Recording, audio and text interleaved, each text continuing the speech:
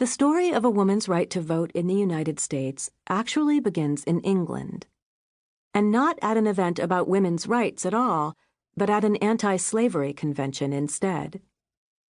This story begins with a humiliating no, and with a pivotal friendship born out of this shared, stinging, and all too familiar disappointment. The World Anti-Slavery Convention of 1840 gathered in London on June 12th, an unusually bright and sunny day. 1 month earlier, on May 11th, 24-year-old Elizabeth Cady Stanton had boarded a ship called the Montreal with her new husband, Henry Stanton, to make the 3,000-mile trip from New York to England, which would last 18 days. Henry was a full-time abolitionist, a powerful speaker and leader in the American movement to end slavery, as well as a delegate to this convention. Young Elizabeth was not a delegate, and was still somewhat new to the abolitionist movement and its ideas. But she was smart and well-educated, especially for a woman at that time.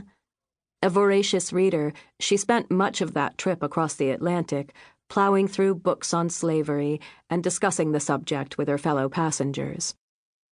Being the wife of a delegate, she said, we all felt it important that I should be able to answer whatever questions I might be asked on all phases of the slavery question. Perhaps she studied slavery out of an obligation to her husband, but it was just as likely that she herself was deeply curious. After all, Stanton was, in some people's eyes, less than ladylike. Passengers aboard the Montreal certainly took note that she called her husband Henry and not Mr. Stanton, as was customary back then. Elizabeth was assertive. She had demanded that she and Henry be married by a minister who would not force her to pledge to obey her husband, as tradition dictated. She kept her maiden name, Cady, announcing her determination that theirs would be a marriage of equals. Even though Elizabeth wasn't a delegate to the convention, other American women were, 7 in all. In the second half of the 1830s, women had steadily grown more visible and more vocal in the American abolitionist movement. This didn't please everyone, and it led to major anti-slavery organizations splitting apart. Nevertheless, on June 12, 1840, male and female abolitionists together entered London's Freemasons' Hall to officially represent the American movement. But only the men would be allowed to participate. This was hardly the first time Elizabeth Cady Stanton witnessed the disadvantages of being female.